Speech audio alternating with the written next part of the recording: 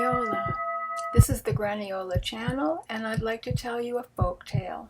In some places, folk characters can have a profound impact on daily life. People can feel as if they actually know these omnipresent characters. And as a consequence, there is a never-ending supply of new personal encounters to talk about. As it's the middle of October, the shops here where I live are filled with lots of paraphernalia for Halloween. And this being an important commercial holiday, even though we're in the middle of a pandemic, there are a plethora of costumes, among which is that old standard that we pull out once a year, the ghost disguise. There are other places where these spirits are treated more seriously.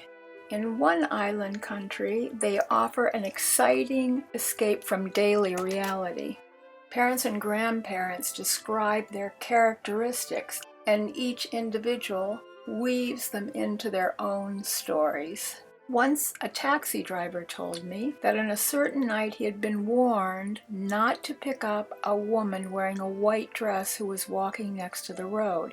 She would get in through the window crack if he slowed down, and his head would grow. That very night he passed a woman wearing a flowing iridescent dress, and because he had been forewarned, luckily escaped any harm.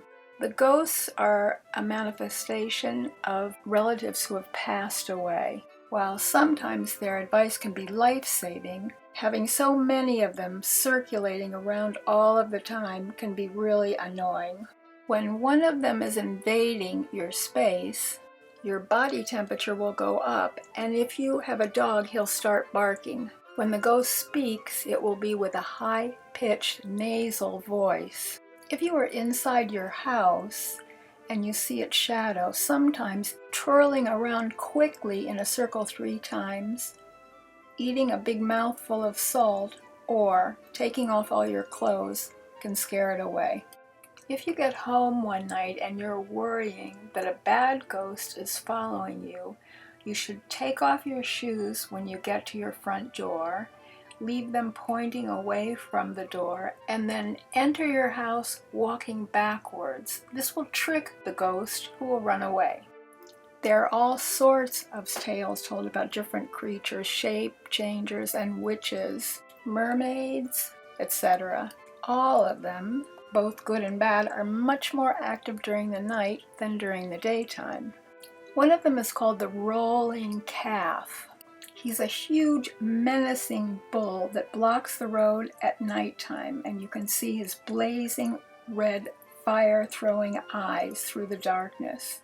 There's a heavy chain that's wrapped several times around his neck. It's said if you hear the clanging metal of it banging against itself along with the sound of a heavy animal running, you better have your wits about you.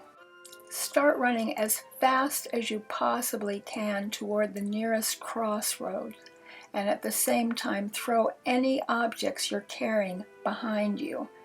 The bull will feel that he has to stop and count the objects, which will slow him down and enable you to reach the crossroads before he does.